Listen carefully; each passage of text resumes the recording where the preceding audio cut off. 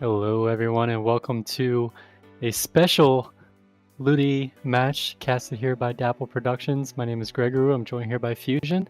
Fusion, who do we have today? Well, it looks like you're Foams Forever and I'm Healthy Diet Food Groups. These are the two teams we're going to be seeing today. Some hot new contenders in Division X. Exciting match coming up. Yeah, I think that these two teams have been kind of on the rise recently. We've seen Foams take some really good tournament wins and Healthy Diet as well. So I'm excited to see them just go head to head, especially since I just screamed both of them this week.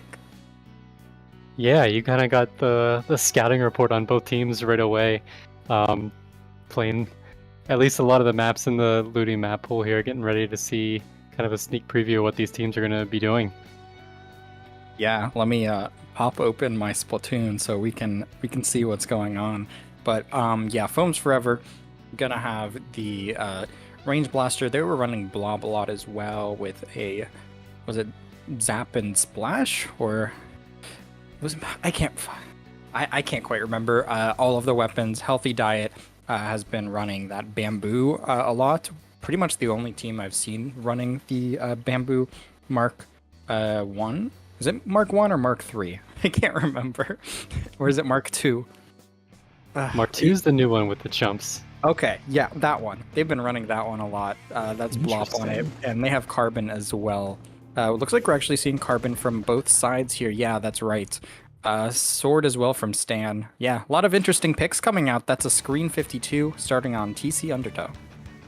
Yeah, I'm interested to see too all the talk about Neo Splash in the last couple of weeks, but Ziff going with the Octo Shot instead.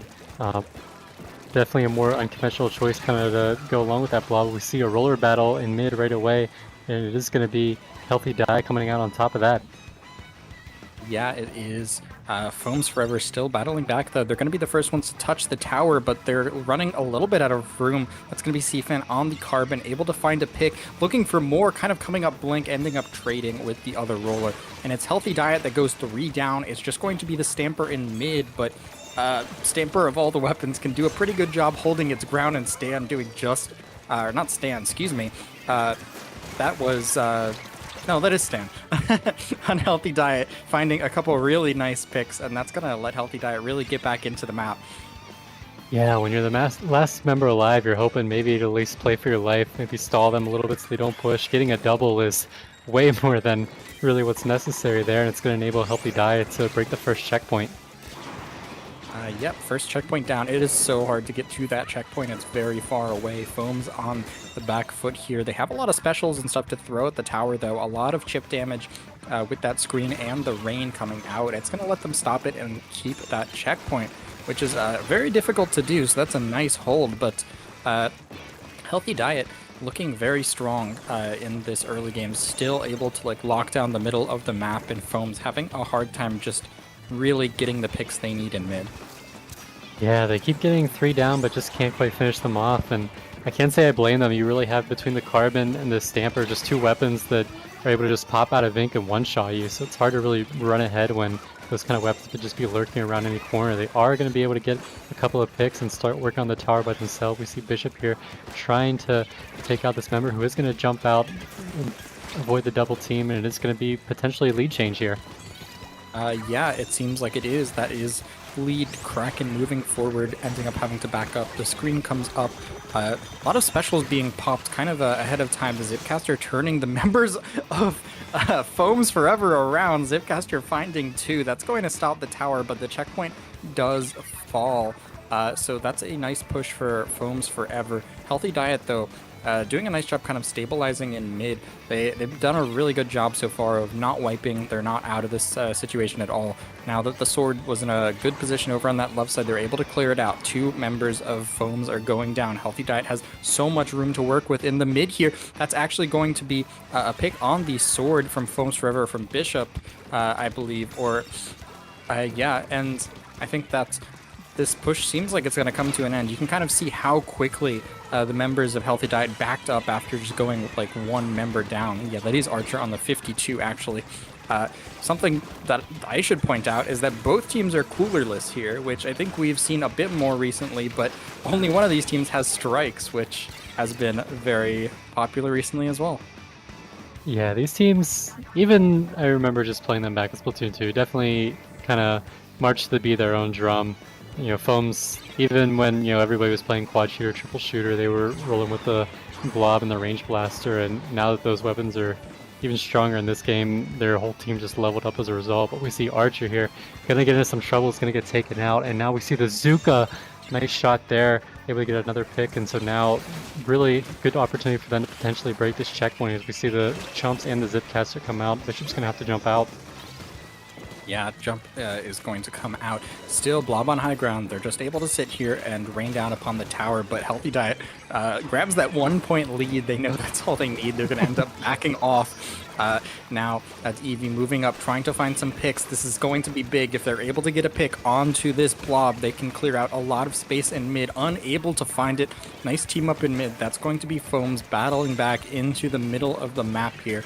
And it's not over yet. Without that checkpoint in the way, a couple picks can really snowball. There's one pick, a really nice, some footwork there coming out from Bishop. That's going to be 2 members down on the side of Healthy Diet. Foams has an opportunity going into the final 30 seconds. Yeah, earlier in the game we saw the Stamper able to take out Bishop on the super jump landing, but this time Bishop able to move around enough to get the pick this time. But both teams still just kind of fighting even right now. We see Archer able to get a pick. Are they able to take out the Stamper right now? The tower's in trouble. Nico's getting hit a lot by that Bamboo, but now the Bamboo's the only player left. This is a good opportunity. They don't have a checkpoint to go through. Yeah, no checkpoint to go through. It's going to be overtime. Ziv throwing bombs at the tower, and no one close enough in time. That's lead. Foams is going to end up taking game 1.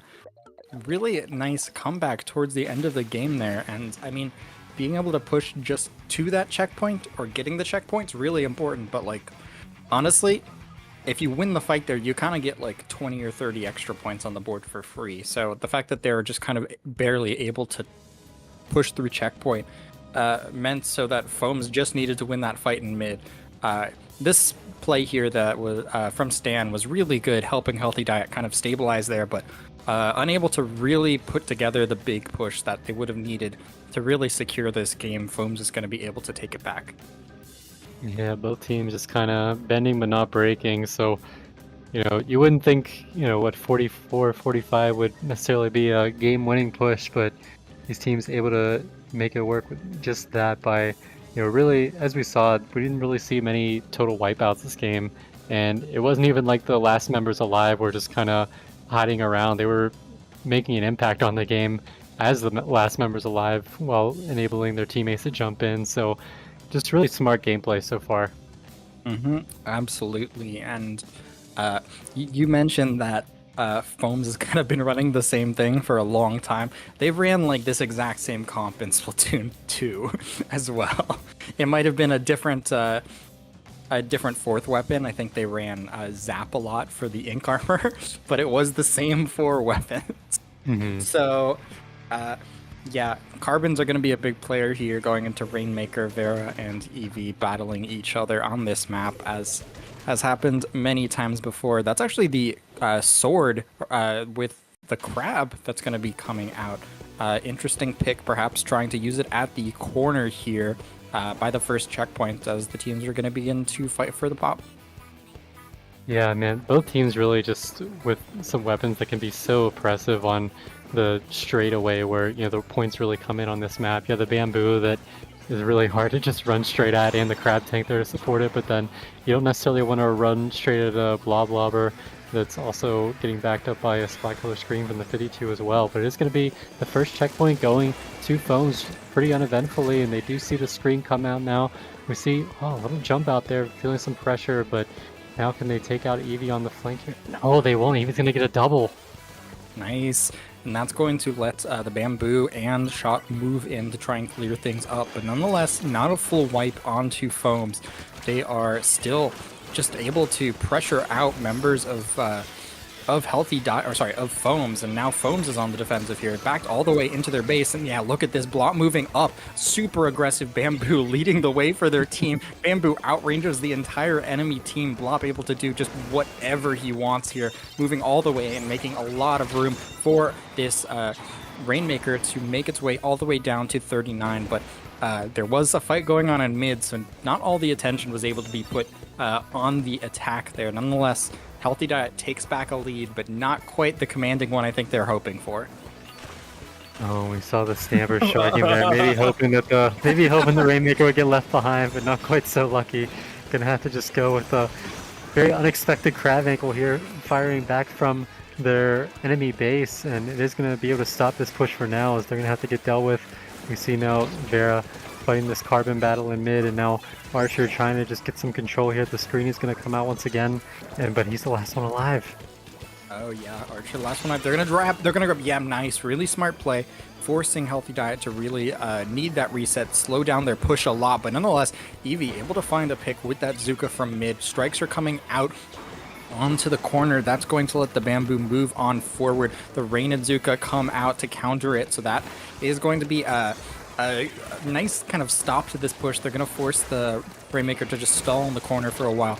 No specials left online. They're going to try and aggress against the Blob, but it's going to get shut down. And all of this chip damage, both these teams have so much chip that you can't really afford to like step in ink, or else you're going to have a bad time. Eevee hit by that screen. They're going to be kind of locked in a corner there, and I think the Rainmaker is going to end up kind of stuck here. This battle is like going on in like 6 dimensions here. Everyone is on the wrong side of everybody else, and Eevee on the Rainmaker stuck in the corner, doesn't really have anywhere to go. That's gonna be the end of this push for or sorry, that was Vera on the Rainmaker for Foams Forever. So they're going to be, or no, it was Eevee. I thought the Rainmaker was on the other side for some reason. It's gonna be a few extra points on the board. Yeah, this fight with the Stamper still hanging around by the pedestal. If enough people are on the flank, is it still a flank, or is it just the way now? But right now, it seems like they're able to just get this pop here with the strikes, and it's going to be a big opportunity for points if they can just grab it. They will, and they're going to get it all the way to the podium to 10, and this is exactly what they wanted. Yeah, it is. We have a shark here. They can't leave the Rainmaker alone. The Foams is going to opt to grab it, drop it here. That's going to be smart for them. Find some nice picks with that Rainmaker, but getting it all the way down to 10, they have a lot of work cut out for them. This is going to be, I believe, Nico with the Rainmaker here trying to find a way in. That's a pick on the Bamboo. That's going to be a good start. They're going to move in on that right side. Unfortunate Bomb is going to take one out, but there's 2 members down. Rainmaker's going to run for it. That's going to bait a member down. The Crab Tank comes out. That's going to force the Rainmaker to stall here, but nonetheless, Foam's in control of this fight. They're getting all the picks they need. Only 2 members of Healthy Diet alive. They're going to stop the Rainmaker, but the screen comes out. This push may not be over yet. And sometimes on defense, it doesn't really matter if you die, just as long as you don't die at the same time, but that's exactly what Foams Forever has done right now, and that's going to end their push. Really just weren't quite able to get the clean wipe they needed. Instead, just Healthy Diet's able to stagger just enough to keep somebody in front of the Rainmaker to preserve their lead, and now it is just Vera alive on the side of Foams Forever. Healthy Diet doesn't really have to push here, they just have to keep the pressure on in the final seconds. Yeah, and keeping the Rainmaker over on this right side is a really smart place to hold it. They have a lot of ways to defend it here. The Rainmaker weapon's very good. They have a Crab Tank, and all the while, the Carbon Roller all the way up into the enemy base. They don't even have time to get to the Rainmaker. That is going to be the game. Healthy Diet taking it back. And that's going to be a 1-1 set. Do you think we're going to Game 9, Craig? I mean, so far, both of these games were really just decided by, like, 1 fight each.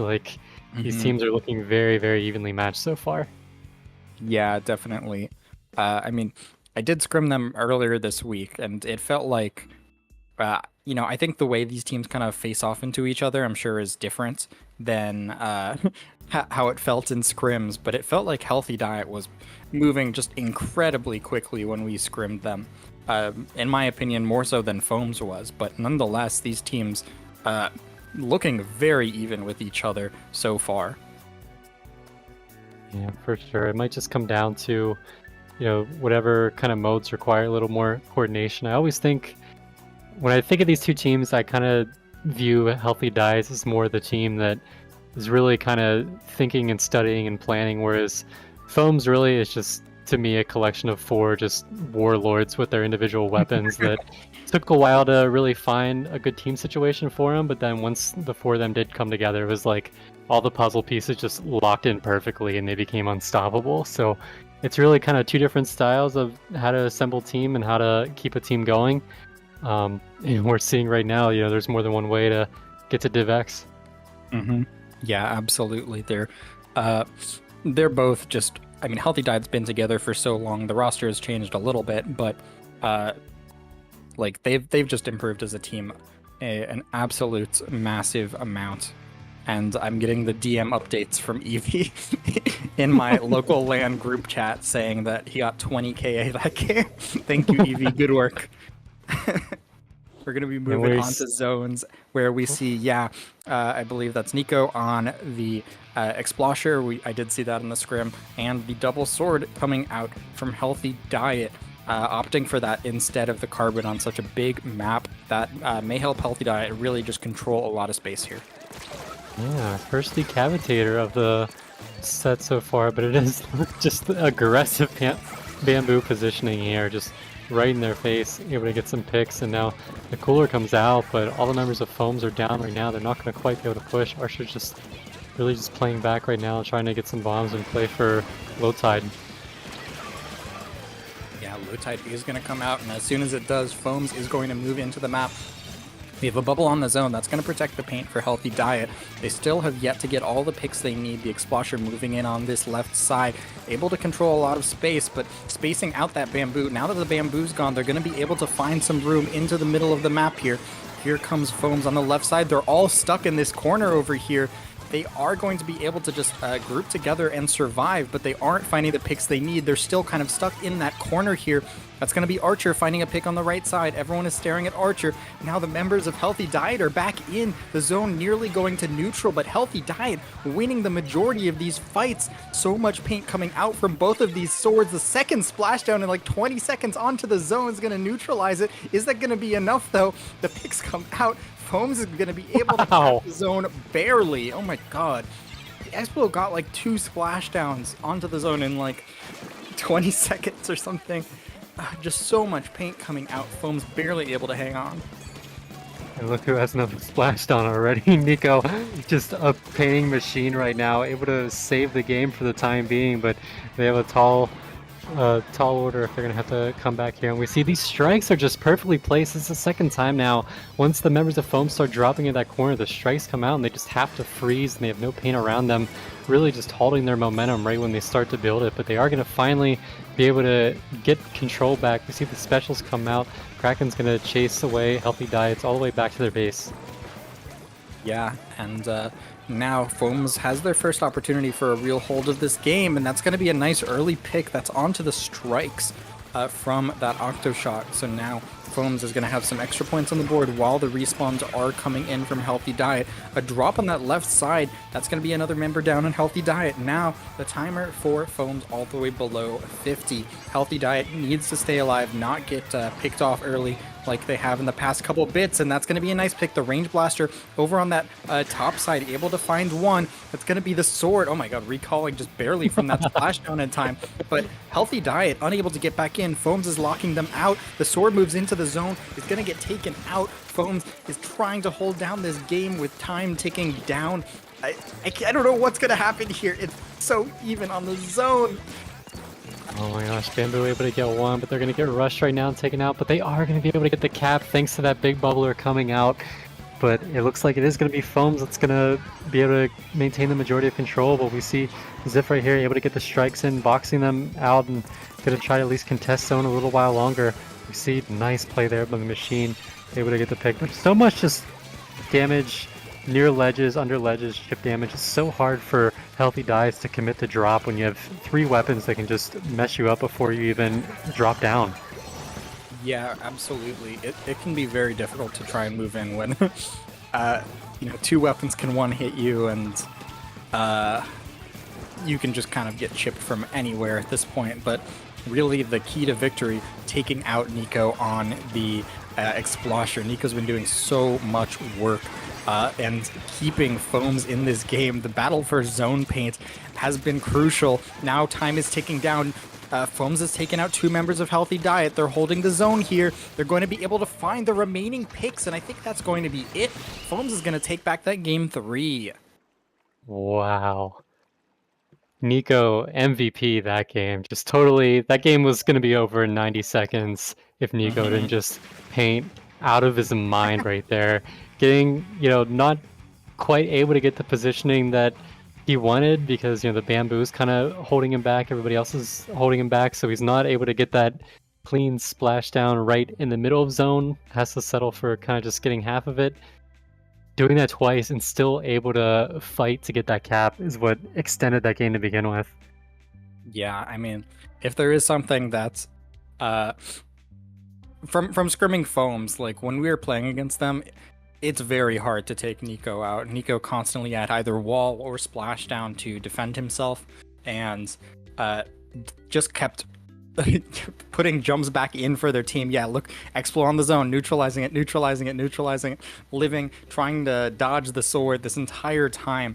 That let Foams really get the time to jump back in and take back this victory. So, how are you going to contest all of that paint that came out from Explo? It's so hard to control it. In this instance, we saw, like vanilla Explo can get rushed down by sword, because what does Explo do against Zipcaster? But the splashdown really kind of helps alleviate that pain a lot. Yeah, really, splashdown now has just kind of become a nice little trade button, and a lot of paint coming out with it too, just able to save it. And I love that we're just seeing these teams just trading games right now. Each one is just so close. Yeah. I mean, that's been, we've seen 3 modes so far. We're going to be moving into Clam Blitz now, I do believe. So I'm kind of curious how these teams are going to be able to respond here. Is this Barnacle? I've lost track of my maps. It is indeed. Yeah. Barnacle and Dime, I think we're going to be seeing the double sword yet again from Healthy Diet, and same stuff more or less. We do see Archer back on that 52 gal. I think that the screen pairs really nicely with Foam's comp. We'll see if Archer's able to continue supporting their team with it and help them find a way in, because it's been very difficult to really move all the way in against Healthy Diet, but an early pick from the Range Blaster is going to create a really big opening. Now Healthy Diet on the back, Foam's moving in. What is going? Blop is crazy. Blop is absolutely insane. Blop holds forward into you. You do not expect that, but the double team is going to let Foam survive and really have a big opportunity to push here. The splashdown opening the way, 2 power clams into the basket, and the push is still continuing. Yeah, really, really solid opening there. And we see just the specials coming out perfectly. Pretty much everything getting value there. We saw the Kraken come out and get a pick, and now the Zuka able to get another one. And they're just keeping the clam supply going in. Now 24 we're already down to. And now we see Nico just trying to hold members back. And here's Archer with 3 more clams, and it's just going to keep resetting the timer for now. You see, it looks like members haven't quite found any yet, but we see Vera on here, and they're able to pick up the clams that were right there on Snipe. We might see a KO real quick. That's it. Oh my god. 100-0 push just in the first minute of the game.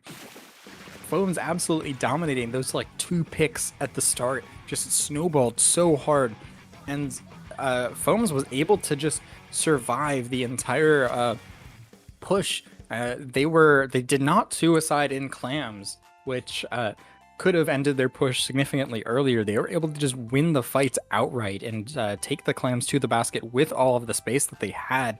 So just really impressive, clean fights coming out from them, and Foams now with a 2-game lead in the set. Yeah, and you saw how just the communication there, you knew who was going back for clams, you knew who was sticking around to fight to maintain that presence, and then Fair here just on this play, it would just somehow take out the crab tank. Yeah. And then of course there's just conveniently a bunch of clams right there to keep the basket open. And man, we just saw like on that opening, Foams just went right at them. You know, I know it's called a range blaster, but I feel like a lot of people ironically get caught off guard by the range of it. You know, you're not. I think especially in this meta where you're used to teams kind of picking around, playing a little safe, building up cooler, and then going in.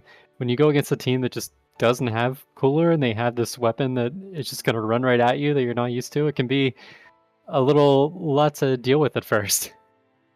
Yeah, it can absolutely be difficult. And I mean, it's Foams's comps tend to be very aggressive and they play extremely aggressive.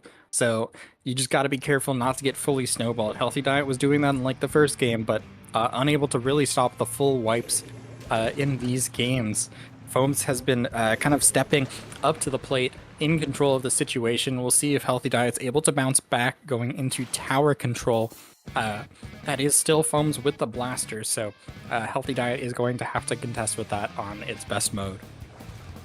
Seems like these teams just insta-clicked in. There's like no wait time between the games. And we No. see, Foams, they want to keep the momentum going already. A 3 down, a full wipeout right away. My god.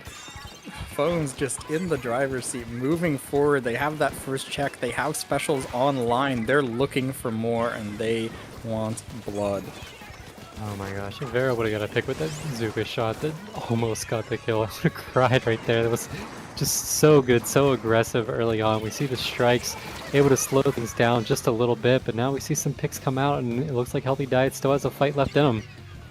Yeah, nice job able to stop that tower and get 3 members down before that final checkpoint is taken. They're able to clean up around this right side. Do they know Vera's there? They don't. Vera's able to get behind them. That's going to be a pinch. 2 members of Healthy Diet taken out before the tower gets all the way back to mid here.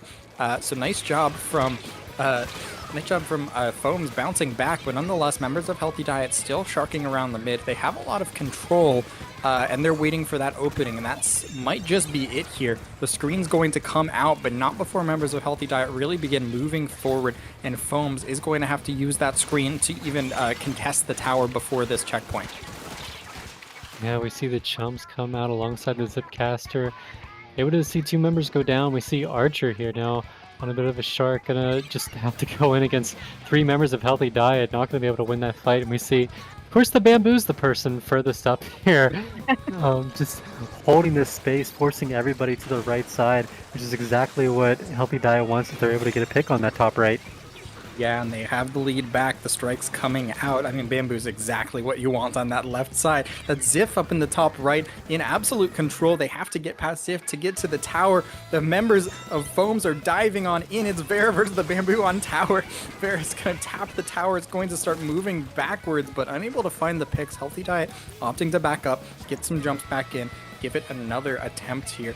And this time it's the sword on the top left, the Bamboo trying to move in through mid.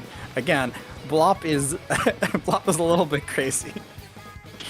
Yeah, just totally fearless Bamboo play there.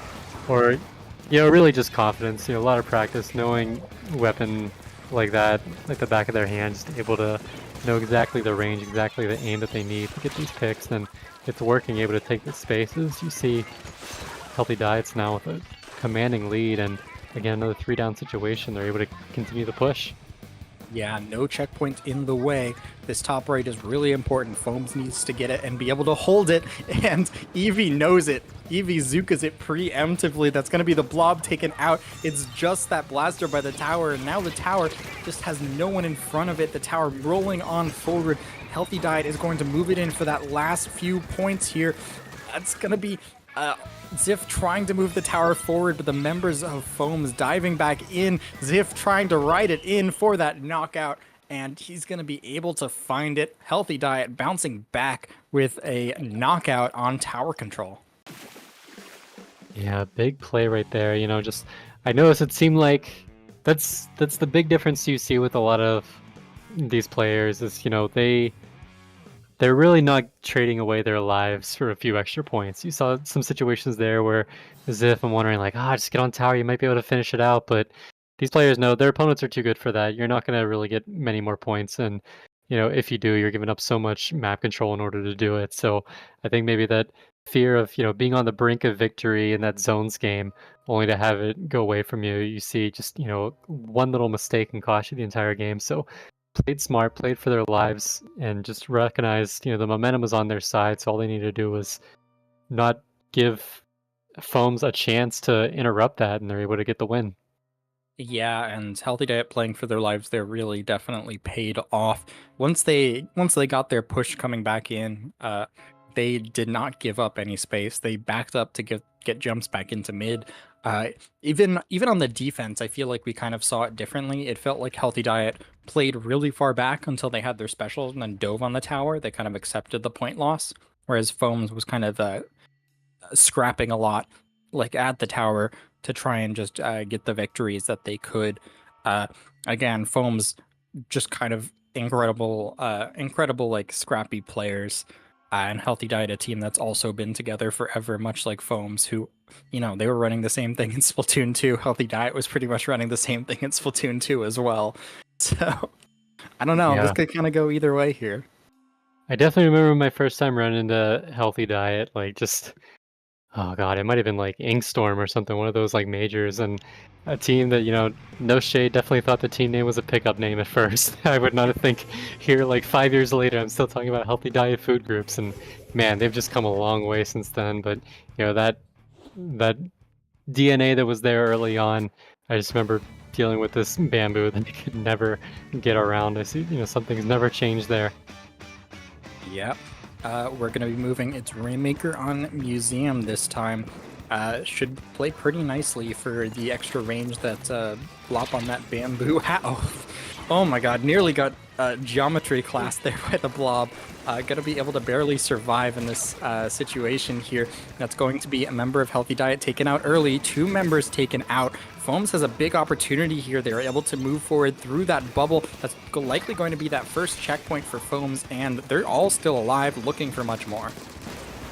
Yeah, we see Healthy Diet not going with any cooler once again. We saw, it looks like maybe the second time that Foams has brought out the cooler, but Healthy Diet just gonna roll without it the entire set, which is a little surprising, but that's definitely part of their play style. They're able to just kind of go without it here, as we see right now.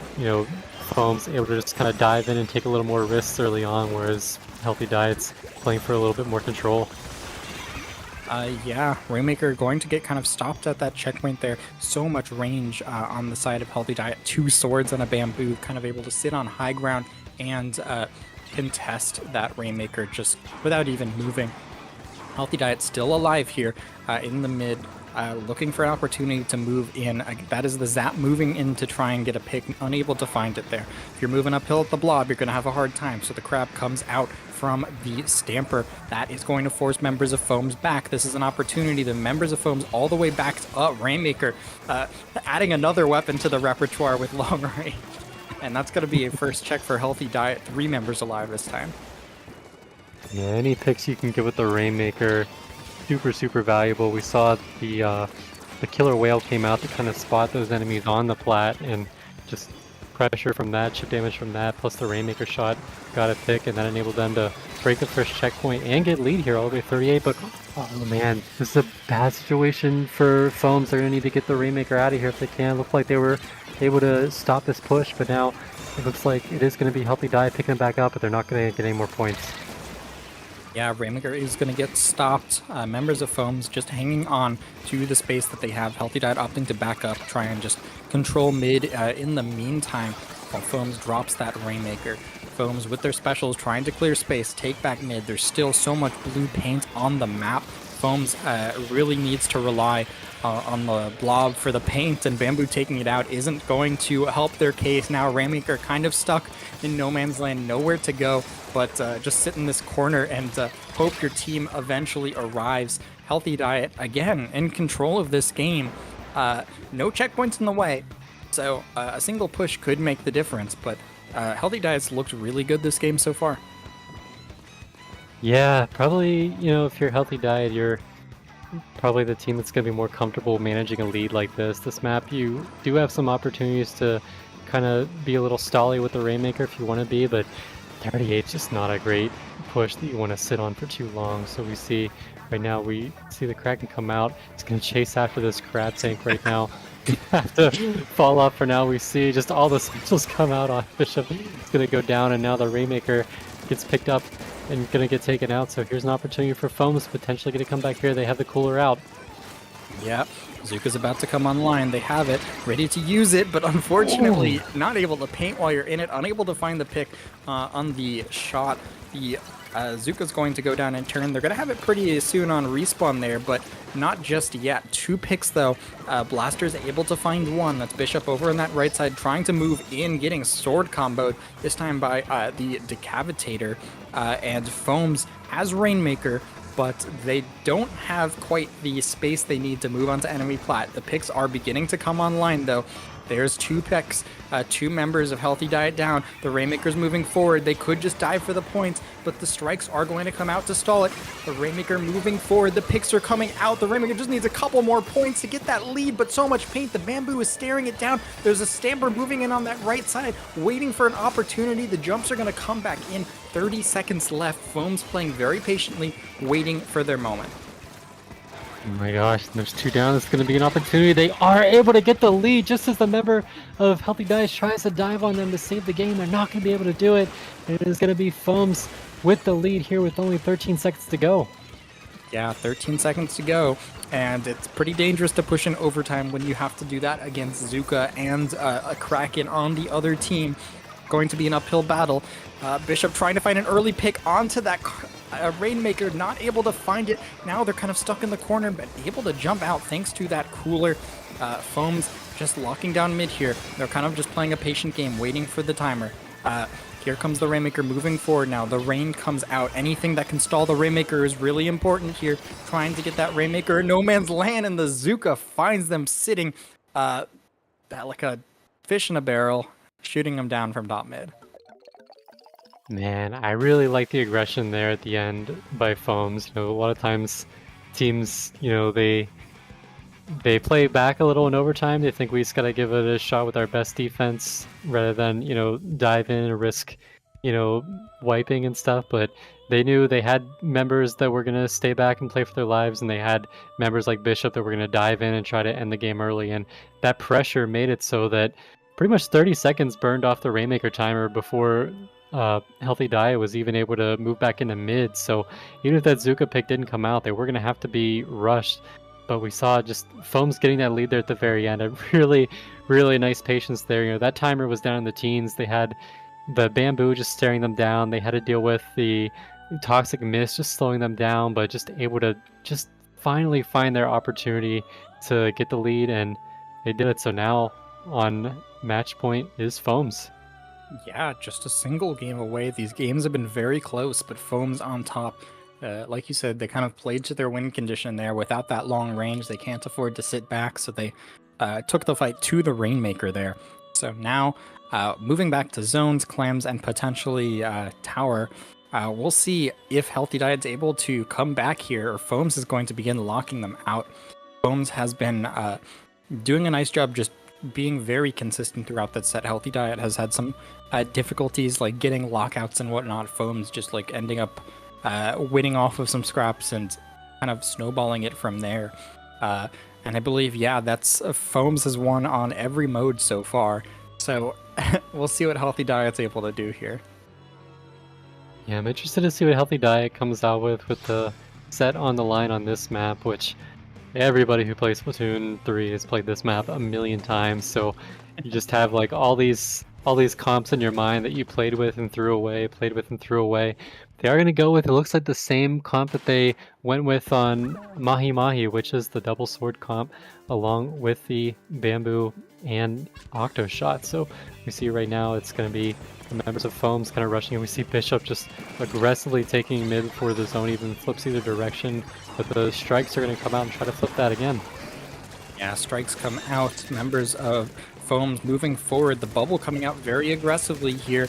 But wow, Foams just countering all that aggression coming out from Healthy Diet, and a full wipeout. Foams looking dominant, and Healthy Diet kind of on their last legs here. They need to find a way back in. After a full wipe, you don't have your specials. You got to take a lot of time really getting that back, and got to be careful not to get picked off by things like that Zuka. And now, you know, same situation as the last zones game. You have all these weapons that can just hit you for so much damage before you even attempt to get close to mid. So the Zipcaster just going to try to bypass all that by getting around mid. It's able to cause enough of a distraction that the zone is going to flip in favor of Healthy Diet. Yeah, clean retake there. Not able to find too many picks on to Foams in the meantime, but they're hoping to try and find some off of this flank here. Stan looking for an opportunity in a way, and Archer saw it, and they're both just kind of sitting there waiting for the slightest bit of movement. The cooler kind of giving Archer away there, but yeah, Stan stuck in this corner. Tingling there. Yeah, taken out.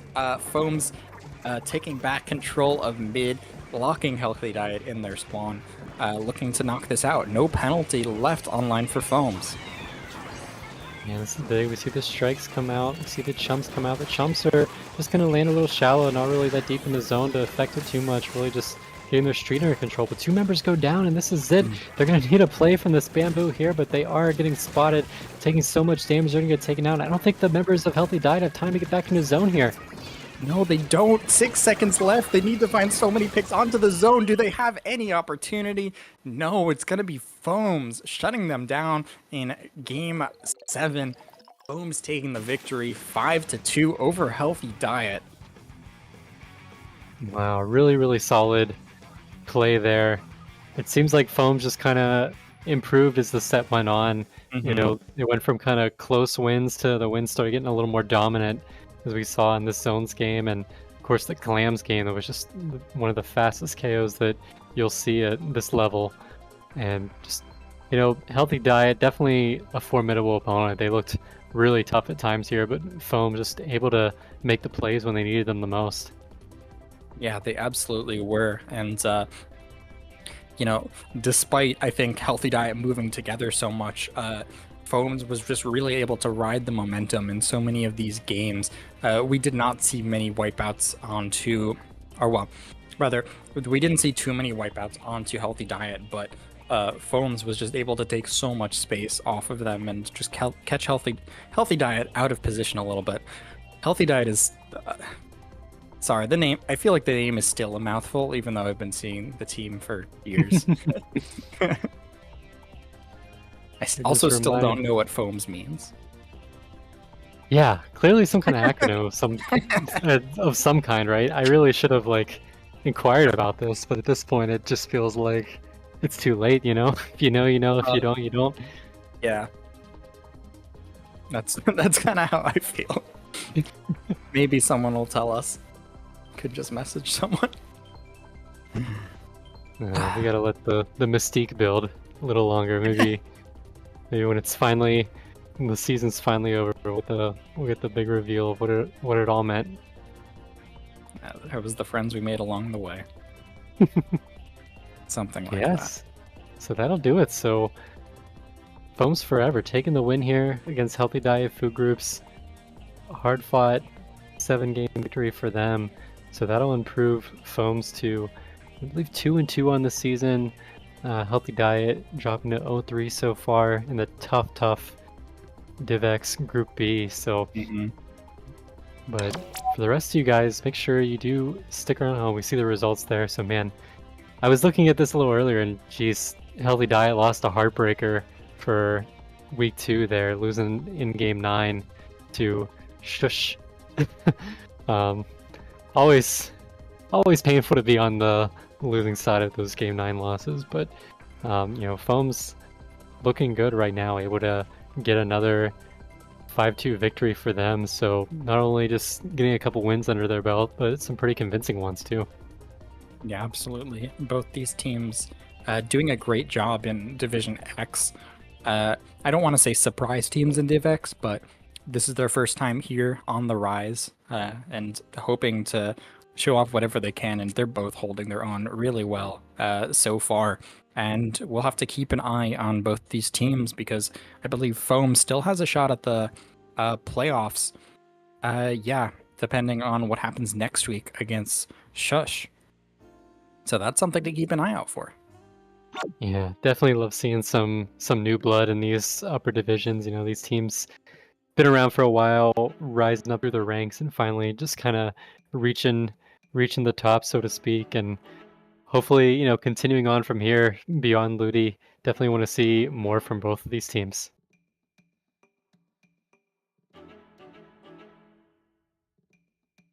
All right. Well, we have another match coming up very shortly. It's going to be R1904 versus Corrupted Light in just a little bit. I believe that's going to be it for us. We have another set of commentators coming on in. So stay tuned, everybody, and thanks for watching.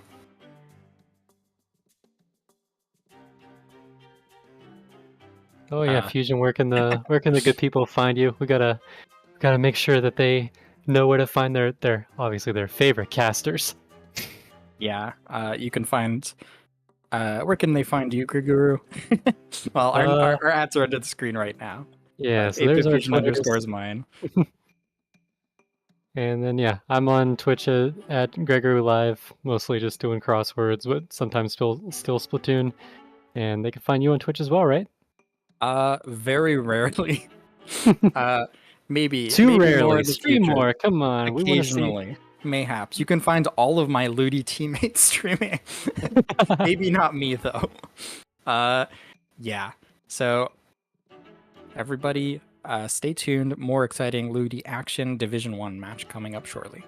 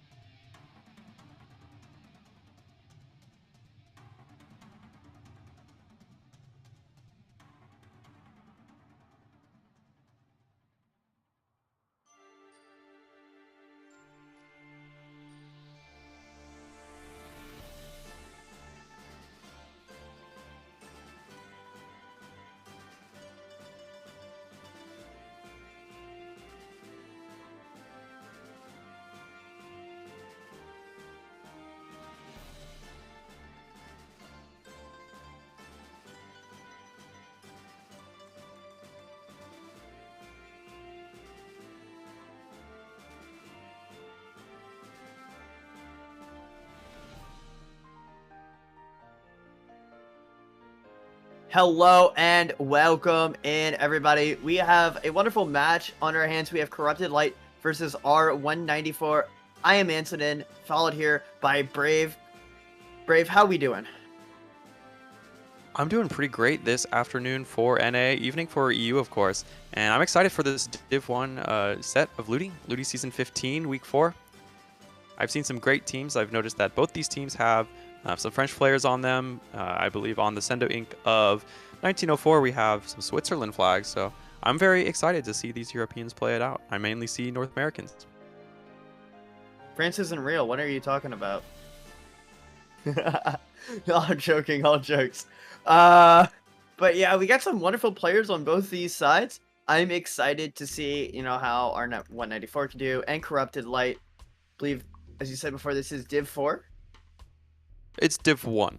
Div 1. Okay, I can't read. Yes. Yeah. That's gonna be even more exciting. Really excited to see these two teams get at it. Yeah, we've got 1904 has been actually competing in LUTI since Season 13. They were also in D1 in Season 13. And Corrupted Light, this is their first LUTI set. So, or rather, first LUTI season. Not that, of course. It's Week 4. First LUTI season? Crazy. I'm excited to see how they do. Right? Let's look at some of these matches here. Let's see, Corrupted Light took a 5-0 against Liar 8 earlier in the season, and took a 5-4 against I'd Win. So some good wins on Corrupted Light's side. Same could be said for R194 as well, though. Taking that 5-0 against Liar 8.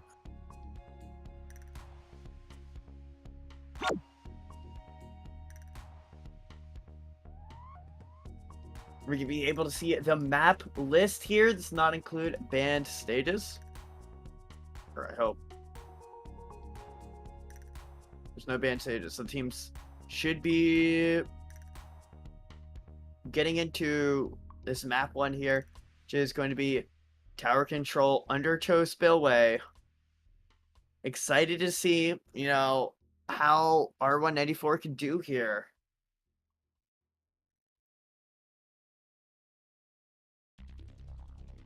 Excited to see, will these teams stick to those meta comps that we tend to see, or are we going to see some interesting choices coming out from any of these players? Looks to me like a lot of these maps don't have a lot of very long sightlines. Especially, I'm noticing Humpback. Other cooler options coming out on Humpback Pump Track. We also, of course, have Undertow and Ship Shape. These are also very different tower control maps. I feel like we may see some interesting comps there outside of what we normally see.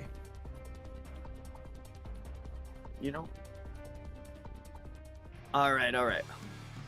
Yeah, I hope to see some interesting comps. As you said before, some of these are a little bit more close range, and that's a GooTuber. I couldn't be more happy.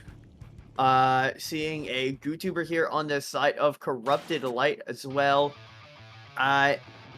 Excited to see where they go with this. Meanwhile, it looks like R194 is deciding to not bring that V-Shot. Instead, it's going to go with the machine instead for their Zuka choice. I'm interested to see how this plays out. We've got Corrupted Light already taking mid and being able to push the tower a little bit to check one. No fights, no down yet, though. Oh. But 1904 goes 2 down. That's going to be a delayed third right there. And the fourth one goes down as well. It's just Leia in their spawn trying to get something started for 194. But Corrupted Light, they're pushing past the second checkpoint. And they do pop the CP. And now it's all about whether or not they can push further. So here we go. This is Corrupted Light. They don't have tower control just yet, but they do have decent players. They have that V-Shot in that sharking position, but they do get called out. And now R194 is gonna push this tower towards mid and try to get their own push started. We have a GooTuber on the side of Corrupted Light. Just recently noticed that whenever I saw the first pick from the GooTuber. Very interesting choice. Definitely not seen almost at all. very unfrequently chosen. Not one of the strong, you know, when we go with these snipers, of course, we have this splatter, or the, ooh, 3 go down on Warren 194. Hold up. That's going to be a great push for Corrupted Light, but as I was saying, normally we see that pencil come out if you're talking about snipers, and then occasionally you'll see an E-Leader or a Firefin. To see a GooTuber come out, it's a very interesting choice, and I'm excited to see how they're able to use it, but it's 2 down the side of Corrupted Light, and it's going to be a 3rd as well as the Brush, or as the Stamper manages to find 1. Silver, they're getting that pick. And now R184 trying to get past this second checkpoint here. It's going to be difficult with, you know, Not a Hero providing a big pain in the backside. And it's 3 going down on R194. It's a great job from the Corrupted Light. It's able to get 2 though. Pencil able to get 2 there, not really 3, not really allowing them to set up a push at all. The Pencil's just on snipe, really controlling that space, hitting all those shots, and they are back to pushing. 1904 is back to pushing tower. And now they're going to be pushing at this second checkpoint. It is that double checkpoint. It does take a little bit harder to push through. There's only 7 points remaining, but we're seeing the Inkjet is going to get canceled out. Corrupted Light with a fantastic pick there from that GooTuber. It's 3 down to the side of R194. The 4th one's going to go down. Pencil could not hold it much longer. The jump gets spotted. They do not quite get that second checkpoint. Yeah, they don't quite get past that second checkpoint. So it's still a lead here for Corrupted Light. But what a snipe there from the Trizuka. But it's going to be those missiles coming out on the side of Corrupted Light to try to slow R194's push down. Now both these teams resetting towards mid, playing this neutral. It's gonna be whoever is gets out this for pick. 1904. Oh. And the Stamper is going to peek that ledge and get that pick. See about who can take this. It's going to be another pick on the Corrupted Light. R184 in a spectacular position to get this checkpoint. And with that snipe onto Exoshy, it's going to be even easier for R194 to get this checkpoint. But as it pops here, they've gotten past checkpoint 2 and now need to push it just a little bit further. And now they have gotten this lead, but it's 2 down on the side of Corrupted Light. R184 in a fantastic position, but there's 2 down on their side as well. It's a brawl over this tower. Who will come out on top? As both shots are exchanged, the range blasts are going down, but the Trizuka comes out. It's a 1-for-1 trade. It's 2 go down on both sides. Neither side has got a control, but it's a wonderful snipe from the GooTuber. Chendi grabs 2, putting their team in a fantastic position, but it is that Inkzuka there coming out. It's a 1-for-1 trade as well. Neither side can get the lead here. But that's good for R184 because they're keeping this tower, keeping that advantage right in Corrupted Light's map, but Corrupted Light are finally able to work forward here. Yeah, 1904, they really got to start that push back when that Pencil first got that cooler, and the Zap did not quite have the cooler yet. The team of Corrupted Light got a little bit staggered there. 2 went down without cooler, and then they were a little staggered, and 1904 was able to take that lead all the way up to 31. At 8 seconds left in the match, Corrupted Light need to make a push right here, right now. It's 2 down, but it's 3 down on their team as well. It's a 1-for-1 for the game, and Silver comes out on top. R194 take this first map in a tight match.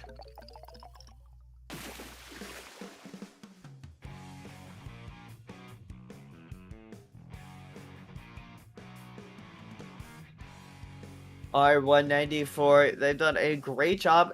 You know, Corrupted Light, you know, had a fantastic first push, but R194 kept the game in their side longer. So it's, you know, they did so very well to make sure that they kept having that tower in their opponent's map side, keep that pressure up. And Corrupted Light, you know, they got that final push, but they were not able. It was just, you know, to close it out in the end. It came down. It was great stall from 194. So great job from them, and I'm excited to see how they play in the rest of these maps. Yeah, for sure. They needed that. Corrupted Light needed that make or break push at the last second, but it was not quite enough. The Zuka got one, but wasn't quite able to. All the other teammates going down, going to not allow anyone to push tower there.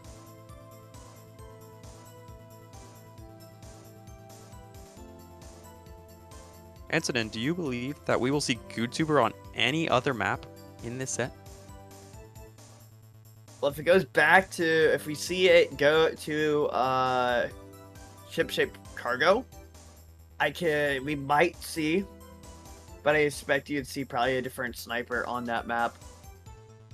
Maybe if you're, you know, because it's like, you're only bringing GoodTuber if you're a GoodTuber specialist, right? Or if you, like, because all the other snipers that you have a choice of bringing would fit the job a lot better, right? For sure. Obviously, you want to bring something like Snipe Rider, but if you're not bringing Snipe Rider, as I said before, you're probably bringing, you want that extra range because long sight lines on the map, you're bringing the E-Leader, or you're bringing the Firefin because of Wall and Firefin's kit. General also because Firefin is fun. Or you're bringing if you need a close range backline, you're going to pick, you know, probably one of the oh my god, my brain is just, it's having a moment. But the machine guns, give me a second, I'll figure out the term. Splatlings? Splatlings, thank you. Of course. Yeah, we see Heavy Edit, and then we are actually going to see Heavy Edit being picked on the side of 1904. Vanilla had it. I remember when Heavy Edit came out, I was playing Heavy Edit pretty obsessively, loved playing that weapon. But the Bloblobber is coming out from Corrupted Light instead. Carbon Bloblobber, I believe, if I remember the differences correctly. But it's a 1-for-1 trade here as both midliners go down. And the bucket goes down as well. Leo gets picked off, but it's a trade as well. It's 2 for 2 here. As the Rainmaker is in Corrupted Light's hands, but they need to pop this first checkpoint. They're going to take it from the backside. As they're going to be pushing it. That's all about this push here. Can they get through street or not? It's a 1-for-1 trade here, but the pop comes down. There is that miss there, slowing things down. It's going to be a Booyah Bomb coming up from Exoshy to get them paint in front of them. But these members are going down. The Kraken comes out again. It finds one, but there's a pick onto the Rainmaker coming out there from Aloha. And it's going to take the Kraken out as well. That is going to look like the end of the push for Corrupted Light. Unless they start getting a ton of picks, but it is another 1-for-1 trade. They are retreating back into mid. They're able to get 1, and then 2, and then 3. So now the push can continue. Can they get to this Rainmaker, though? They ought to not pick it up, as that would have been a little bit of suicide from Corrupted Light's Zap player. Yeah, as a Zap, you're always going to be up close to grabbing a long-range weapon like the Rainmaker. All of a sudden will kind of make you a sitting duck, so to speak. But Shendi making some good moves, but can't get over the zipline start. Oh, no. Unfortunate there, but they make a push all the way to 20, and that's a fantastic push coming up from Corrupted Light. That's a beautiful position to be. We tend to see a lot of teams don't get past that point, so our 1904 is going to have a tough push on their hands here. As the Rainmaker goes down, the Kraken comes out and grabs one. It's 3 down on the side of, it's going to be a wipeout actually, onto the side of our 1904. That's a fantastic position for Corrupted Light. They're going to get this paint down in street. That's going to give our 1904 a chance to get back in. They did have that cooler up before, so they are back in quite fast. But it's all about whether or not Nahir can get this big. He cannot. It's 2 down. But now you got to get a trade here. But it's 2 more down. It's 3 down to the side of 1904. And the Rainmaker needs the Suka as well. Chendi all just needs to get into that pedestal, but shut down at the 3 mark. However, this is, you know, a tough position if you're R1904. You have to hold on here. The opponent's got the Rainmaker all the way to the doorstep, but you have 2 minutes to get this push here. Yeah, and Corrupted Light has had that control for the whole first 3 minutes of this match. We have not seen a 1904 checkpoint yet, and they were able to get 2 huge pushes, 1 to 20 and 1 to 3. They're going to have to change up some gameplay if they're hoping they're going 3 down. 1904 not doing amazing in this game specifically, but we have Azuka online and may see it be popped when they get closer to this window snipe area. Yeah, we've seen our 1904 make these combos, but this is a tough one. Not a hero taking 2. The Booyah Bomb, not enough to keep them safe there, but Ali so close to that pedestal, will not get it. But This is a great pressure, great stall coming out from R1904, but they can't commit too hard. You don't want them to go down here. As we're seeing a Kraken. Oh, the juke's coming out. Chendi, though. Oh, almost grabbed that pick right there. But does get traded there. It's 1-for-1. Actually, it's these members of Corrupted Light in mid trying to stall. They only have a minute left in the match, and they have an amazing lead on their hands. But they need to stay alive here. There's no cooler up for them right now. So it's all about, you know, keeping themselves up and healthy. But speaking of coolers, there's a big cooler coming up from R1904. And now, 2 go down though on 1904. It's a 2-for-2 trade here. The Zuka, can they find the pick on? No, it can't. It's actually the Zuka from Not a Hero that's going to grab it. And it's Not a Hero was able to left. use the bunker there. Not a Hero amazingly able to use the bunker there in that Zuka 1v1. One Zuka positioned behind cover, the other not really having any cover at all, was able to take the other out. We got strikes, but no strikes for 1904. That's going to be huge. They're going to have a great special for that checkpoint. And Not a Hero able to open them up, gets the pick on someone, and another jump as well. Hedit is left alone at the checkpoint. Here we go, 8 seconds left in this match. Corrupted Light in a fantastic position to keep this ball rolling here. And with a Booyah Bomb and a Kraken, that is going to be secured for Corrupted Light. Fantastic job from Corrupted Light when they grabbed that lead and they kept it, right? They knew to stall out their opponent. They didn't try to overcommit to get that knockout. That is a trap that a lot of these teams can fall into, is that you see that you're just so close. You should get the knockout, but remember that it's hard to get pushes on Humpback Pump Track.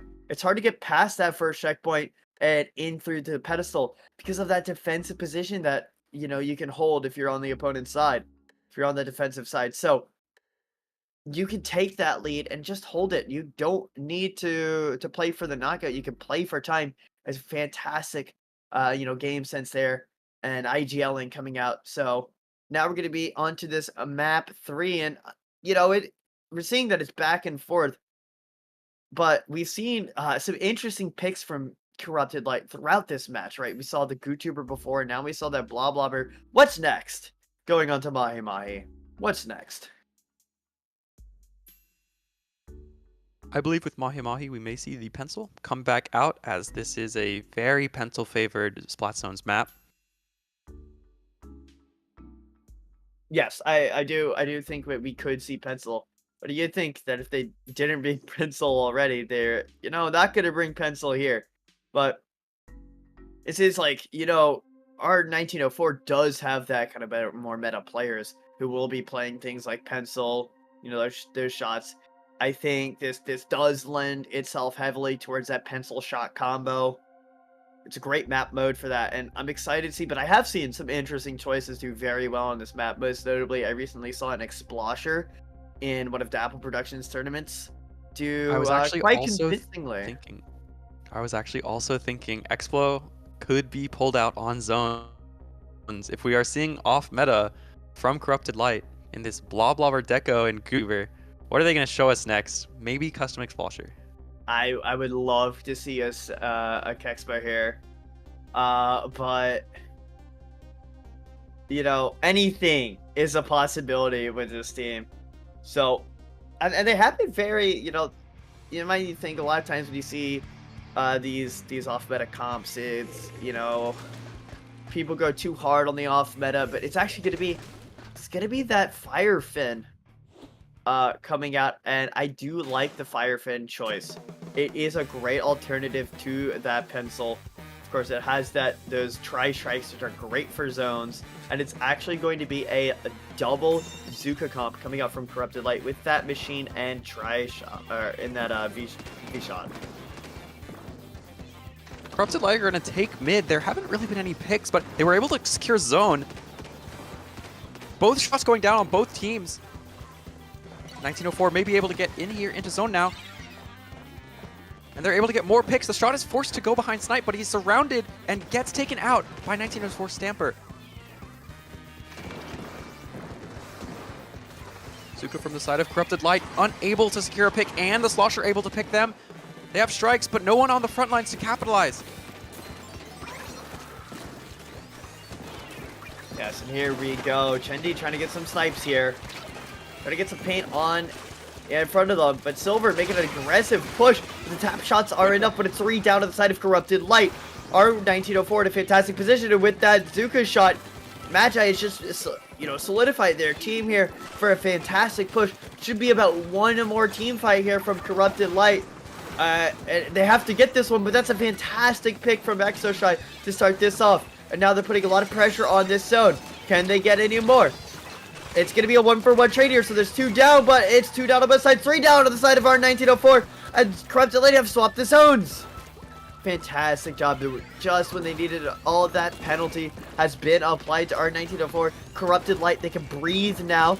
And our 1904, they're under a lot of pressure now. These Corrupted Light, they don't have any penalty to work through. These are raw points.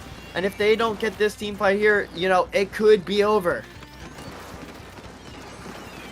Yeah, they are Corrupted Light are rapidly approaching this lead. They use strikes, but are unable to really set up. They do get a pick off of it, off of that setting up. They get 2, and they are probably in a very favorable situation here to get the zone, and they are going to retain their lead, giving that penalty to Corrupted Light. Getting that penalty, that's necessary here. 51 penalty is quite fantastic here. But it's all about whether or not they can hold on. Right now, it looks like they're slipping it away. It's going out of their hands. It's slipping away from them as Corrupted Light grasp it from their control. And now, our 1904 in a bit of a back spot, but taking up that back line, taking up that Zekofin is quite a good choice here. Quite a good pick. And now it's a 1-for-1 trade to go down on the side of Corrupted Light, and the zone has flipped. 3 down on the side of Corrupted Light. It's just that Zekofin who just came back from spawn. So, our 1904, you know, while they're, you know, not able to keep control of zone for a long time anymore, Corrupted, they're not giving Corrupted Light a lot of points here. They're making sure that they regain and retake quickly and efficiently. Seeing Suka come out from Corrupted Light, but it's already over. They are making a push for the players, not the zone. They're going for the picks, but they are unable to get them. The jump out, knew he was in the 2v1 scenario. They only have one more chance to try and get this push out. Striking the zone on the side of Corrupted Light. Striking the zone, but it's they go 2 down. Left, 6 points left. Corrupted Light need to make a push here, and there's only 2 left. There's only 1 left. Our 1904 hold out and keep that paint on the zone, and they will be taking split zones, my.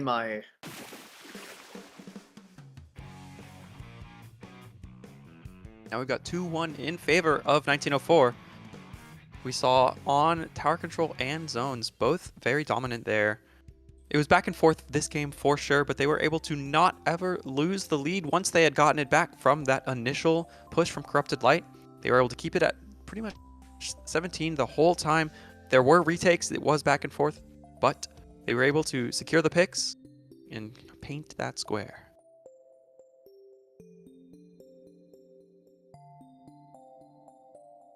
They were able to paint that square. So that's the name of the game, painting the square. Paint that, you know. So it's a great job from Corrupted Light, or R1904. Sorry, my brain got a little bit scrambled. But we've seen this go back and forth. And to be fair, Corrupted Light made that so close as well. So they have a great shot here on a different mode. This is a different kind of tempo here, going onto Kalam, Blitz, Barnacle, and Dime. Excited to see what gets chosen. And of course, Clam Blitz, Barnacle, getting those recent changes is a lot easier to score on now. You have that ramp, and other than just the ramp, for some reason it feels much easier to approach this basket, get a score in, and able to actually make pushes way better on this map. I'm mainly looking forward to see if they choose Pencil on the side of 1904. We've seen Pedit, Hedit, and Pencil, the vanilla edit and Pencil, and this may be more of a Pencil map, but Clam Blitz is also sometimes more of a edit favored mode. You don't need to be very quick to push up very quick and with those picks to get your advantage, take that space. So I'm interested to see the backline choice here from 1904. I'm interested to see. There's a lot of things that they can play. There's a lot of things that Corrupted Light can play. We've seen some interesting choices, some interesting matches here, but it's all about whether or not you can steal this mental momentum. Right now it's back and forth, but R1904, they just won that previous map. If they can turn that into a steamroll, if they can start snowballing that mental side, that could be the difference in this series. But it's all going to happen here. We're going to be seeing roller. It's going to be that carbon roller. A very center pick for Shark, players who like to Shark, and some aggressive players. It is a fantastic weapon. We know Chendi is a great and phenomenal player on a variety of weapons and styles, so that is, you know, a great strength to have as a player, right, is to be flexible. Corrupted Light shot trying to push the plat there, but going to get stuffed out just by them painting feet. Finally able to get in when the Zuka is popped. So many shots, but no picks. It felt like he hit them all twice. It is unfortunate, but that blaster grabs too there. Those members were bunched up and they're going to pay the price for it, but as long Absolutely. as our 1904 can hold on in this area, they can prevent these claims from getting scored. There are no power claims on the side of Corrupted Light, and as they keep going down, it's going to make it harder and harder for them to get a football built. Looks like the Zap is going to be able to play more passively, get that Cooler and Ball, collecting those clams.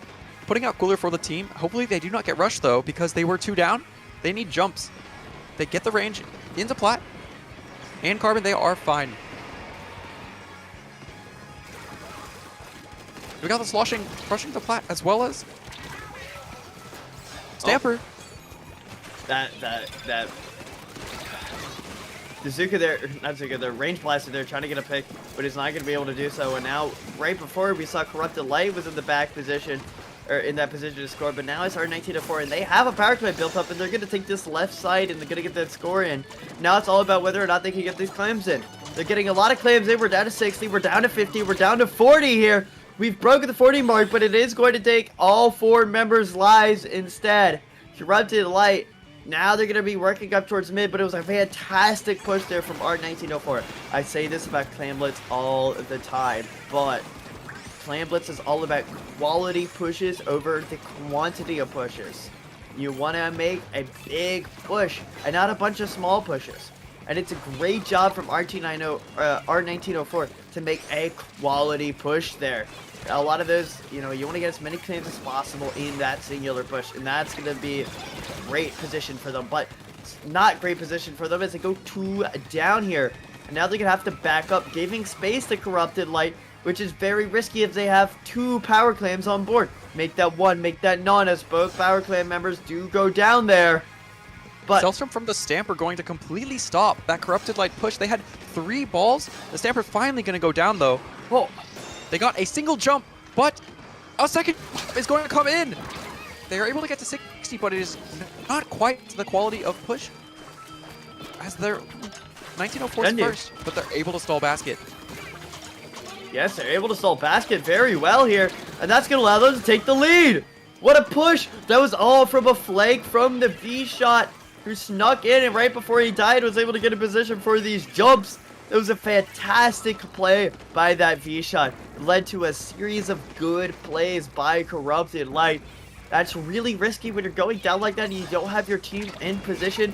It can end up very poorly. You can end up just giving a pity clam over. But instead, they make a quality push there. And now we're seeing how back and forth these teams are. Not a hero, not able to pop that Zuka there. That's a fantastic position for R1904 as they manage to get 2 picks. But it's going to be Chendi who's, you know, sharking here. And he's going to grab one. Finds a fantastic jump shot onto Aloha. And he's going to try to push forward. He's greedy, looking for more, and he's going to get punished for their greed, for their hubris. But 1904 still going to go down. 3 down to the side of R1904. And Corrupted Light seems like they want to steal the sun away from R1904 here, as they're going to make one more push here.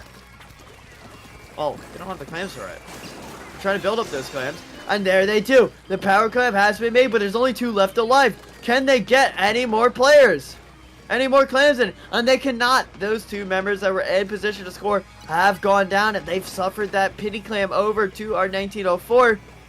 Our 1904 now, look at their positioning here. They're in fantastic positions to try to get a push and get that power clam jump over. Here we go. Spider-Man out for our 1904 to go down. That power clam will be getting in, but they're not in position to make the normal clams in. It's 2-2 down. Silver trying to get some more points in, but cannot convert the lead. And those members that were trying to score for the members of our 1904 do go down. Corrupted Light has held on, and they will be taking map 4. Great job from them. Got a very even set here now, 2-2. Very back and forth. Both these teams getting it down to less than 40, and both teams also able to make that second push. Neither of those pushes, however, being enough to get past the penalty of their previous very big pushes. Yep. Sorry, stretching. It was a great job there from Corrupted Light, but our 1904 doing a fantastic job in this first half. What it really came down to was Corrupted Light. They were swarming these members of our 1904 at just the right times. They were taking their fights with such good, choices. They were making those right choices when they were engaging, and that's the key difference, right? Our 1904 was great at punishing Corrupted Light's, misplays and mistakes, but what it came down to at our 1904 was just, they were making these good picks, and they were getting those splats when they needed to. So now we have wrapped through all 4 modes, and now we're gonna be headed right back towards tower control here on ship-shaped cargo. I did say this dare could be a map. We see the GooTuber again. Maybe. But knowing that Corrupted Light does have that Zekofin in their back pocket, that is something that they could end up picking out here. Absolutely. I think that Zekofin, ZF, going to be slightly more likely here. I've seen a lot more ZF play here, especially with the Plat and the Greats. It just has the perfect enough range to be able to really take picks from the Plat on the first check. They're able to stop the first check just by being very safe on the Plat, and having that wall for the Great section is a great way to hold out at the very beginning of the game. Yes. So I can't stop laughing at my own jokes. As we get here to map 5, I'm excited to see what these teams bring, right? We've seen a wide variety of choices on the weapons, on the weaponry, on the playstyles, but it's really going to be about who is able to get that tower, who's able to get past that first checkpoint first. You want to get that tower advantage, and right, second checkpoint is hard to get past, but it is kind of quick. So you do need to, as a defense, you need to make sure you don't go like 3 or 4 down before then. So, and that's kind of hard when your opponent has that tower advantage, has that special advantage, getting more of those specials, they have them prepared. It's really hard to win fights when everyone's pressing their ult button. So, especially when they're doing it coordinated, which you're going to be seeing at a level like this. Absolutely, and they are going to know the key positions that they need to take and hold to be able to get that tower safely through the checkpoints. I would imagine that they want to secure the Plat that is far where I was mentioning that Zekofin might try to set up. They need to take that Plat, both teams, in order to have a very, very safe checkpoint 1 be taken. We do not have a Zekofin though, we have a Zap from Corrupted Light and Squeezer. Will we see some beams this game? Nanahiro switching off shot onto Squeezer. The Neo Splash coming up from Chendi. Very interesting choice there. I do like that choice. I think Tri-Strikes are kind of a necessity on tower control. Not really like, oh, you're going to lose if you don't have them, but it's such an easy slot in towards a team comp on tower control. It makes a lot of retakes way easier, but Nanahiro, the beams are beaming. It's a fantastic double kill for Nanahiro, and the rest of the members clean up the picks as well. Corrupted Light get a wipeout early on, and that's going to allow them to get past this first checkpoint a lot easier. Yes, and the Squeezer not here, able to set up wall to secure that plat. Also, Zuka able to take that space for a very, very easy checkpoint one. They really couldn't drop onto plat to try and contest that Zuka and wall at all. And so they are going to get into the court fairly easily here, Corrupted Light. But they go 3 down. That spells the end of the push. Yeah, that is not good for Corrupted Light. It is that second checkpoint, right? That defensive positions that you can hold on that second checkpoint are quite powerful. But here we go. There's a tri-strikes, as I mentioned before, able to flush these members off their powerful positions. But Chendi a little bit caught out there, a little bit caught out in the open. But it's going to be 2 down on both sides here. But a fantastic Zuka pick is going to grab the zap, and Magi going to find a second as well. Fantastic job from our 1904, and now it's just the respawning members who are going to try to stall this out. Nobody is close enough to prevent that checkpoint from being grabbed. Our 1904 in a fantastic position to grab this lead again. The Strikes are going to come out to stall this, see if they can not let them grab the lead, and it's a 1-on-1. Zipcaster is out, going to get another pick. They grab the lead, and a little more. More people are down there, going to be in a great position to take the second check. And they get past it. This machine just being too slow there to kill that pencil off of tower. Silver manages to get out there. What a jump. Huge cooler jump. The right quickest now, super jump. I can tell you right now, I wouldn't have gotten out there right there, you know? But, ISO shy. Oh my god, it's 2-for-1! Buy one, get one free in the Zuka department. As Corrupted Light. Position. Now Nana here is going to pop that second one here, and it's going to get fined as well. Great jump out from the Stamper yet again. Oh, sorry for talking over you there. But here we go. Zipcaster, Spider-Man, not able to get anything. It does not get stopped. That machine not able to find that kill, but it's going to be the Zuka's and the Tri-Strike's coming out. And one goes down, but it's 2 down inside of our 1904. 2 for 2 here, and that's going to be another one going down as well. It's just the machine left as they try to back up, but the jump gets camped. And now this machine in a bad position, but gets one on their way out. But the jump also, another jump from the Zap. These jumps are way too risky coming out from Corrupted Light, and they're going to give our 1904 a massive advantage here.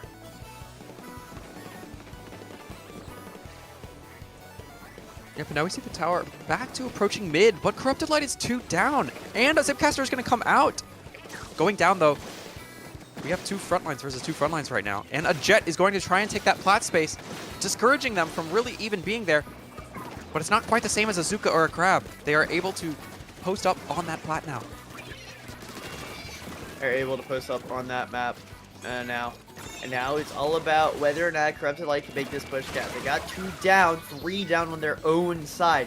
However, they're going to come back. They did have that cooler on board. So it can be a good push for them still. We just see those Tri-Strikes come out. It's going to displace these members, but our 1904 are back in these powerful positions to defend this tower. It's a 1-for-1 trade here as the Zap and Machine goes down. And you see the Zukas coming out from both sides. Neither side are able to get picks with them, however, and now we're resetting back towards this neutral. We're seeing jumps come in. We're seeing these players, they're putting up their utility in position to get these picks. It's another 1-for-1 trade as the same members are going to go down. But neither side are able to get this advantage, and that's great for 1904. Nanahira gets one, gets silver, but it's a trade in response. Neither side are able to get these picks, and Nanahira goes down, but it's going to be the Zuka. It's not going to find anything. Our 1904, they're grabbing these picks now, and they are not going down for them. That's going to give them more map control, more advantage, but this brawl is just never ending. Neither side able to get a clear advantage over the others, and that is working firmly in 1904's favor as they have this lead. Another member goes down, but again, it's another 1-for-1 trade as the machine goes down. Is it going to be trade in response? No, it's not. The Enzap goes down. 8 seconds left. The jumps are coming in. Can Corrupted Light get anything started? The Zuka not able to find anything. Silver grabs the pick. There's 2 seconds left, and these members are on the tower. It's going to be game as 1904 grabs map 5. Huge, great gameplay from 1904. They really just kept mid for that whole last minute and a half of the game. They knew they had the lead. They knew that Corrupted Light had to push forward into them at some point, and they were able to grab picks whenever it was unsafe to do so, or whenever they suddenly had a Zuka on their side. Yeah. It was just a great job from our 1904 throughout the whole of that match. They were grabbing some fantastic picks there. And, Corrected Light put them really on the back foot. We saw some great individual plays like that Colat, the Nanahira, beam at the beginning. They started out that game really strongly with that wipeout, which can lead to a very poor match for the opponent, right? Because of that special advantage. But R1904 played the defense very well, and all of a sudden once they got onto that tower, it was a whole different story.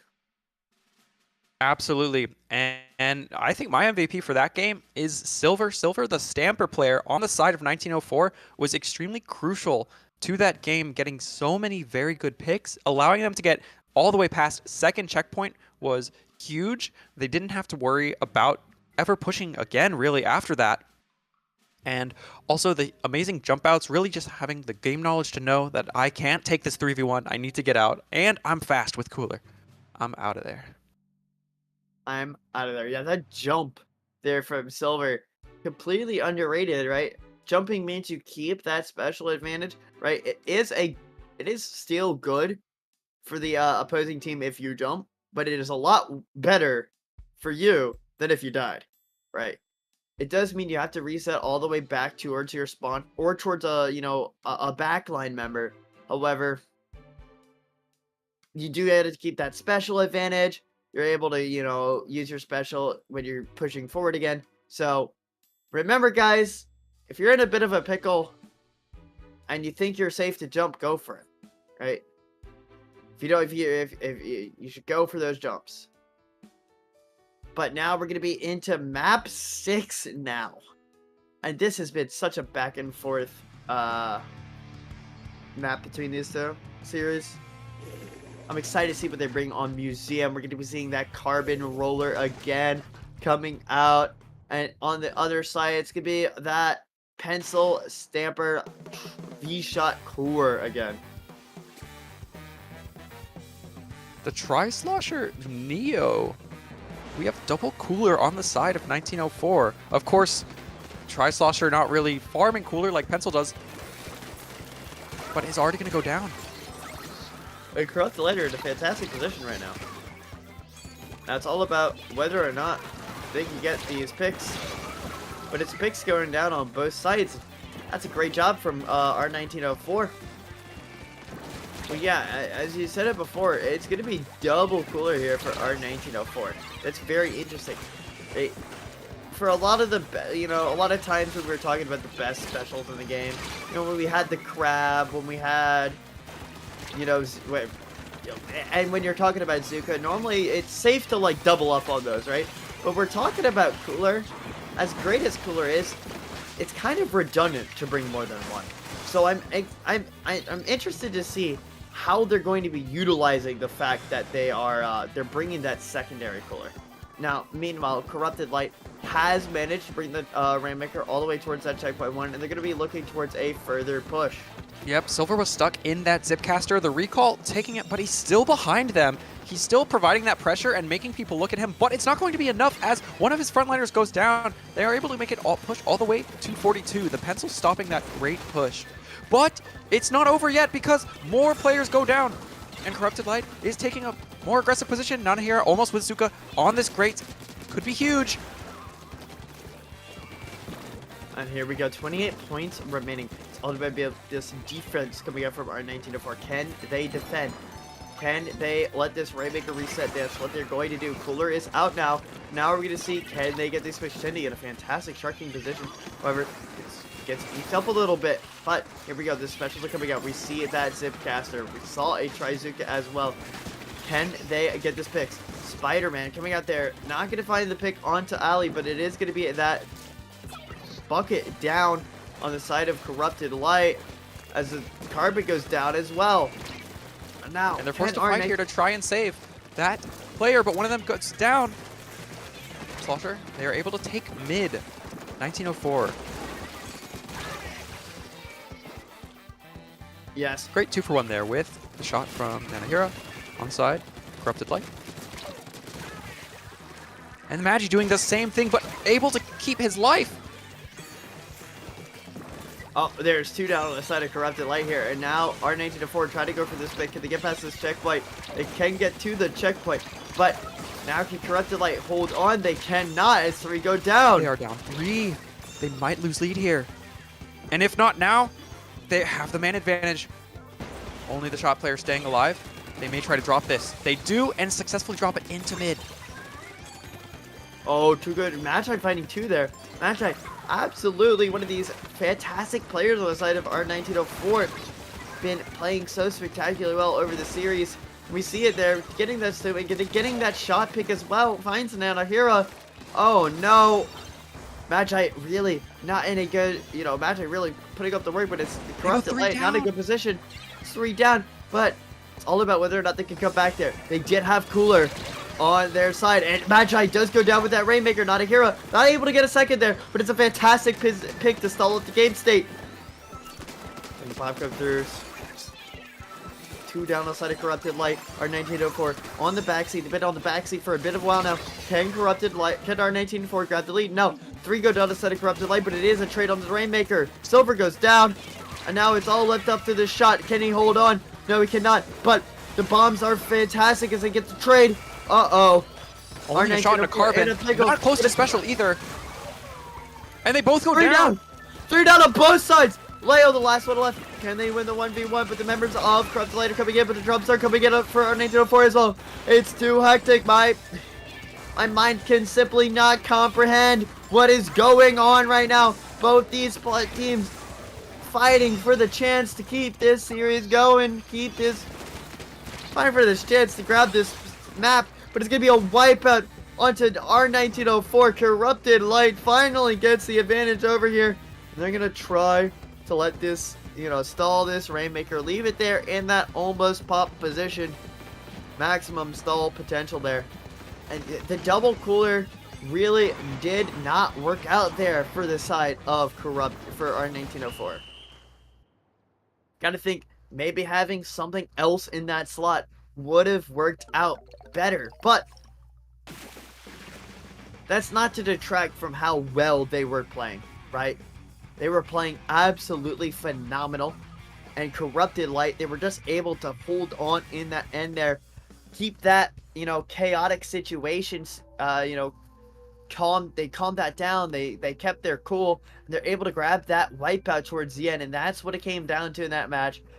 Just absolutely chaotic coming out between these two teams, and that is, just what we can expect this high in these divs. Absolutely, we see all these great replays, the Nanahira, the 2-for-1, and then right afterwards, the shot also getting that 2-for-1 on the opposing side of the team. They were unable to take enough control to get past 28. The 28 push was just too strong from Corrupted Light at the beginning. They had so much control on their plat, but there were so many trades happening. They were never able to get a full man team truly all on plat, really pressuring them with a single special to get past 28. And we've seen it. Green, pink, green, pink, green, pink. It's so back and forth between these two teams. But we only have 3 maps left. Will we get to that final map? Who knows? I think that on Mahi Mahi Zones, 1904 is going to have a better advantage, as the pencil on their end of the side is going to be able to do a lot of zones paint, whether they choose to post up on top of that tent or glass area or kind of right behind the zone. It will be doing so much more paint than Corrupted Light's backline if they do not choose pencil. We have not seen a Corrupted Light pencil yet this set, and so I believe I would favor 1904 to take this next game. Of course, the momentum between these two teams, we have seen it. Seesaw, right? And now it's time for, that weight to roll over to 1904's side. But it's whether or not Corrupted Light, if they can string 2 maps together, you got to think that could be crazy advantageous for them. But getting in here, these players, they're choosing their weapons. We'll be seeing what happens when they load in, and I'm excited because we've seen a lot of variety this series, and we've seen a lot of exciting matches this series. Absolutely, we're already on Game 7. We are looking to guarantee go to Inkblot Clams after this Haggle Zones match. It is at least going to be Game 8. set. But let's focus on this Hagglefish Splat Zones, and we'll see what we have from the side of Corrupted Light. The Zap, once again, no pencil, but 2 shots. Zuka for the pencil may be able to have them have a great advantage. This is quite an aggressive team comp coming out from Corrupted Light, if I may say so myself. The aggression they bring from, they don't have that backline. Normally we see on this map, we see like a backline's kind of like the standard, right? You bring a pencil, you bring an E-leader, you bring a heavy splat lane, something to be that anchor, right? But that is not being brought between these by Corrupted Light. They're playing to W key it down into 1904's face. That is going to be something that 1904 is going to have to adjust to, and they're not adjusting to it Booyah's very the well. jumps! Down. The Booyah went down to the Zuka there, but was able to Booyah jumps and one other player, giving great man advantage for Corrupted Light. Silver going to have to jump out here. And more go down on the side of 1904. It's only the Stamper Silver alive. Remember With 40 points remaining, Corrupted Light is in a huge position here. Getting the pick on Silver. They seem to have found their element here, but it's whether or not our 1904 can make these amazing comebacks that we've seen before. We've seen them play so very well on this back foot, but now they are 2 down. There's only 10 ticks remaining. But Spider-Man coming out here, and it's managed to get 2. 3 down the side of our 1904, though, and it's not going to be enough members to paint the square. Corrupted Light have done it. They've shown 2 maps back to back, and in such a convincing favor. It really appears like they've waken up, and that's really an interesting phrase to say when we're so late in this series. Yeah, Corrupted Light there in that map, being able to do a great job of getting the picks on the frontliner so they could displace the pencil, not really letting the pencil paint as much, get as much value out of that main weapon. Having to back up to ramp there and getting picked off. Of course, we're seeing the very end of the match here.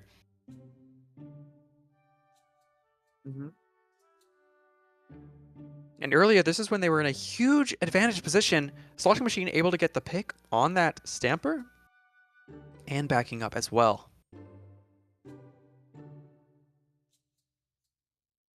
Corrupted Light did a great job there to back up and give them that space when they had 2 specials out, both the Inkjet and the Zuka. No one really went down except for the Booyah Bomb, which was able to trade out 2 people there. Great plays from both teams.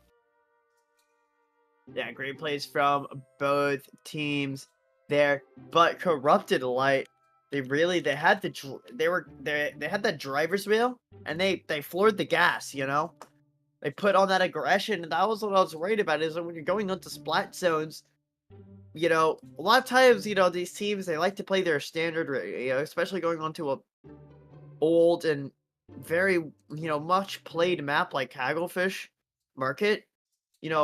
A lot of teams are like, okay, we're going to set up our backline here, we're going to play for this map control, and then we'll make these pushes once we get zone control, yada, yada, yada. But instead, Corrupted Light was like, we're going to shake things up. We're going to take that soda can, and we're going to shake it, and then we're going to give it to our 1904, and they're going to pop it. It's going to fizz all over in their face. And that's exactly what happened.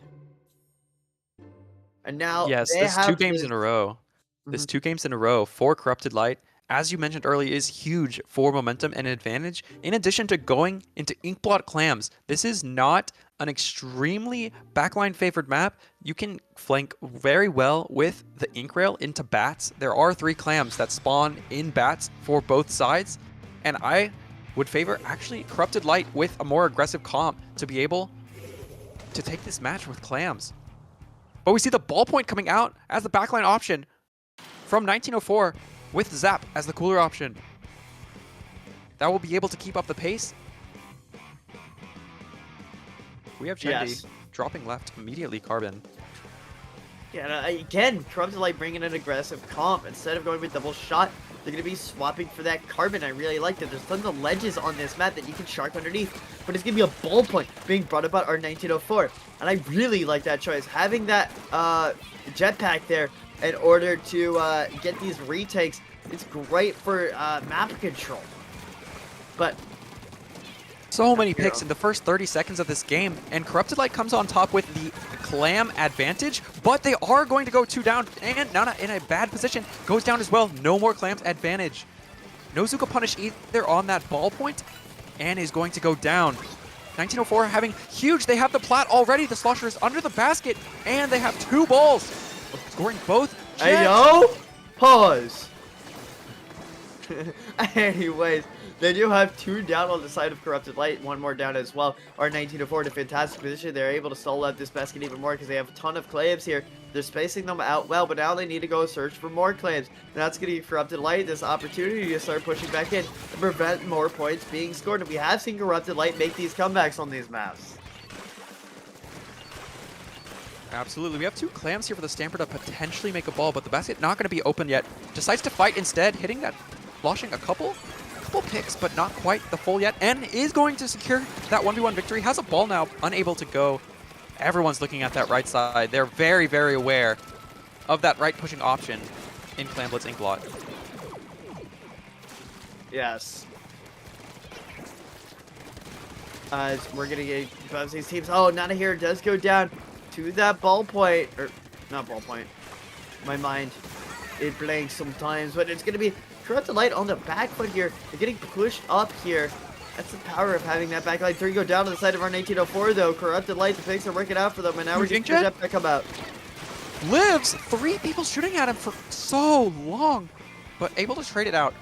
That Inkjet was a great hold. They did not really get the plat because of that Inkjet being popped. Huge defensive play from the ballpoint on 1904. Look, it's hard to shoot up sometimes. But yes, again, a fantastic play from that Inkjet. Able to stall out. Corrupted Light were in a fantastic position to get a pop and get a lot of points in, but fantastic, decision making. But we're gonna see like, oh, what? Okay. Right slash just managed to get the pick there. And with your comment there about difficult to shoot up, it just reminded me Inkjet is actually a great counter to kind of 3 of their short-range weapons. It is very difficult to shoot that shot out of the sky with short-range shooters, especially when you have to jump and have that inaccuracy as well. I believe that's why R1904, I believe they're choosing double Inkjet here. If I'm looking at their team composition right. That could be that is a fantastic option for them, but now the basket is open for Corrupted Light, but they're not in position to get any more clams. Can this Carbon get any more claims? And they cannot.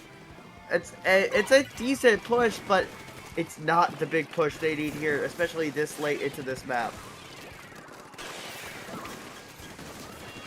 Yep, they do not longer have a pity under their basket.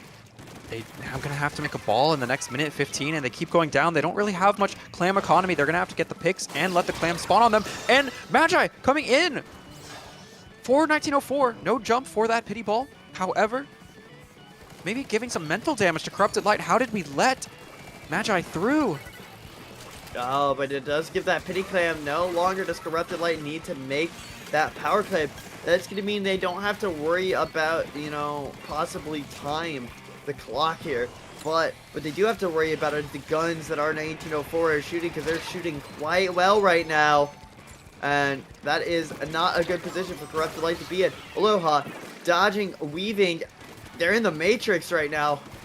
And that's a great position for 1904 as they're staying alive. 1 down on the side of Corrupted Light. Corrupted Light needs to make a miracle happen in these last 20 seconds. And it looks like that is just not going to be the possibility as the Inkjet comes out to make this forward push. Double Inkjet. Both Inkjets on the map. Both recalls, though. One recall going to get punished, and they no longer will have Inkjet for a hold. And the Cooler player goes down. Drops Cooler, though. 3 seconds left. Overtime is active, but there are no power claims right now. It's going to need to be a jump. Jump should have been grabbed there. No opportunity. It's going to be a wipeout. And with that power claim going in, that's going to be overtime ending. And we are going to a map. A 9. Can I get some cheers in the chat? And we're going all the way. Game 9 set here in Div 1. Both teams showing that they belong up here. They are not going to get rolled over. and they can both use their opportunities, their specials, to make good pushes when they need to.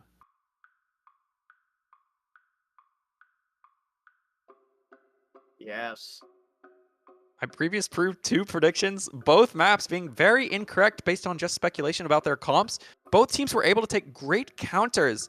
They had a lot of kind of what I was thinking with the, oh, pencil's going to be dominant, let's run double shot. And then, oh, aggressive's going to be really dominant, let's run double jet. Amazing counter options from both teams here, able to secure what would normally be favorable for the other team.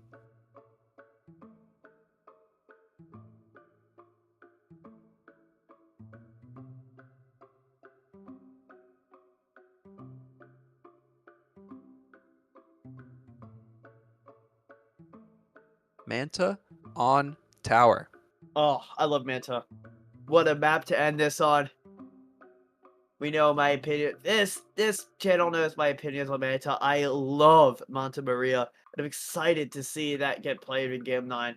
With both these teams, it's an even match. Will R1904 find the counter? Will Corrupted Light be like, they're bringing double jet. We're gonna bring, Forge Pro. I don't know. I just wanna That would see give some them a Forge bit more Pro. range and the accuracy to be able to take down those jets. As a V Splash player myself, I look at Manta and I'm going, oh man, my crabs. They are not going to have those sight lines. And so if I'm this pencil player, similar thoughts, I'm thinking now I need to switch off to head it or a different backline option. I do not like Manta as this pencil player. I'm curious to see if they decide to stick pencil or if they go a different option, since Manta Maria has all of those walls. The sight lines are very, very low, minimal on this map. And there are so many corners, tight corners for Carbon to be able to pop out from anywhere on all of these ledges. Burst Bomb, it's going to be huge here. Let's see what they take. Tiebreaker, Game 9. Here No we Carbon go. roller. Sticking the ballpoint. Taking the double jet comp. Going to be huge for Manta Maria. Yeah, there's no changes on either of these team comps except for that range blaster. I like that. I like the range blaster. Yep, switching off of Sloshing Machine. Slightly slower kill time for that range blaster. Larger AoE, larger range. Just a lot more lethal. Already 2 specials out. Inkjet versus Zuka. And the Inkjet is going to take that 1v1. No help from either side for either special. Oh, but not a hero on this Threatening push. Not able to get anything. But it is a 1-for-1 trading. Corrupted Light do have that tower, so they're going to have that special advantage. And once again, each of these picks are getting traded back and forth, but right now that's working firmly in Corrupted Light's favor. Is able to get the first checkpoint here. Corrupted Light's going to go more down. They have a cooler, but pretty aggressive cooler for how many picks they've been... Oh, but they're already 2 down on 1904. No one going top left yet to try and secure that area using that tower jump. They just want to hold... Corrupted Light. Oh, what a shot onto Chendi by Leo. Falling down. We call that a drop shot where I come from. They're able to take Magic out on that top left area. This is going to be huge advantage for Corrupted Light. They are going to get all the way to the 3rd checkpoint very soon. Here we go. Nanahira trying to shoot from above, coming up from the top rope. But it's 4 left on this last checkpoint. Corrupted Light almost got that knockout. But the range blaster in a position to play some spoils if they land some directs, but they're not able to get anything. I think only got 1 pick there, but that's still pretty good. And the stall is nice. It allows your teammates to get in positions where you can jump back in and reset at mid instead of resetting at something like, in your own plat. But a tower still hasn't even made its way towards mid. Right now, it's a 1-for-1 trade so far. Sloshing on the cut. They are aware. 2 players very aware of the Slosher trying to go cut there. Able to take him out. Nah, not getting behind us. No, not causing any chaos there from the side of 1904's try. I think Corrupted Light, ever since that power claim snuck in, they've kept an eye out on their flags, right? They're a little bit worried about, they've seen that R1804 is willing to, do some sneakies, and they're keeping an eye out. But it's gonna be Spider-Man coming out here from Silver, and not able to get anything. Help. Yeah, but gets that assist onto the V shot. Oh, but that bomb is so perfectly timed. It's 2-for-2 trade here. but our 1904 are not on tower. They're not pushing this checkpoint. They're trying to get an advantage here, but they have not been able to, and it's going to start coasting back. Jet popped. Chende's going to be in a bad situation with Jet popped here. Goes down. And the Jet is still active. Range not getting the pick. Recall is fine. Gets another pick, the Tri-Slosher. This is going to be good advantage for 1904. They are looking to get their first push of the game. Pick on the range as well. They no longer have AoE to get them off that tower easily. Now it's going to be all about this defensive hold right here. They managed to get 2, and now they get the man advantage. It's 3 down to the side of our 1904, and this second checkpoint has not been popped yet. Oh, it has. Second check did get broken just barely there, and we are going to see Corrupted Light going into mid here, charging their specials, being able to get all this paint since 1904 went most down. The push is going to be over, but that second check break is huge. They only need to make it to the third check, about half of it, later in the game. But Corrupted Light, they only need to get, they don't have any checkpoints to really coaster except for that third one if they want to get this knockout. So they are in a good position as well, but they're no longer in a good position as 2 go down here, and now they're reset towards mid with a fantastic Zuka shot at, oh no, Kenji just get picked by Silver there, but there's only a minute left, and all Corrupted Light needs to do is hold on for just a little bit longer here, and they can grab this final map. But range is also going to go down, putting them at a pretty advantaged position. 1904 being able to set up a Jet here soon. Just going to go try and take that top left area.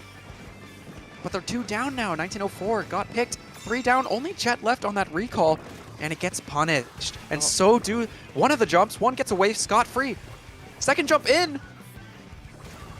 But it's just that jump left. But the jump gets 1. That's Stamper in a fantastic position to turn things around here. Silver, can they make anything more happen? No, this time the Zipcaster does get shut down there. Chendi. Not quite in that 2v1. Stamper may have been able to take out if it was just the zap or just the range, but they had their friends there. We have some farming Zuka here. The slight GG special, not quite as strong as Strike, but still very, very good pressure on the tower. 97 shot. Now having Zuka, but they're 2 down. That is going to be it. Oh, Corrupted Light taking the set. 5-4. that Zuka being the GG special right there. Corrupted Light holds on. What a series. It's hard playing these log series. Eventually you get tired and your enemy can take advantage of that, but neither side was slowing down. That was such an exciting series between these two. 5-4 between these two powerhouses, and I'm excited to see how they will do in the rest of this LUTI season. Absolutely. Here we had seen all of Corrupted Light on that first push. They had all 4 up, all by second check. They were able to control that entire street area for their one good push of the map. They knew they did not need to push any further to be able to take that Game 9. They were able to play more defensively, secure the Game 9 victory.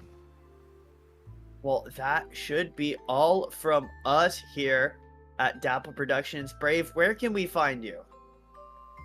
I am primarily on Twitter and Discord. Twitter at brave_SSB.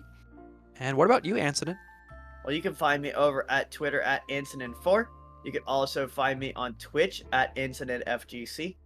And you can I'm hosting a tournament soon, right? $500 prize pool. It's gonna be this month. I believe it's July 20th, if I can remember the date correctly. Yes, it's July 20th. DM me on Twitter at Incident4 for more information, or if you want to sign up, I can get you the links. But I hope to see some people there. All right. And with that, we'll be signing off. Thanks for tuning into the stream. It was a very close Game 9 set. And deuces.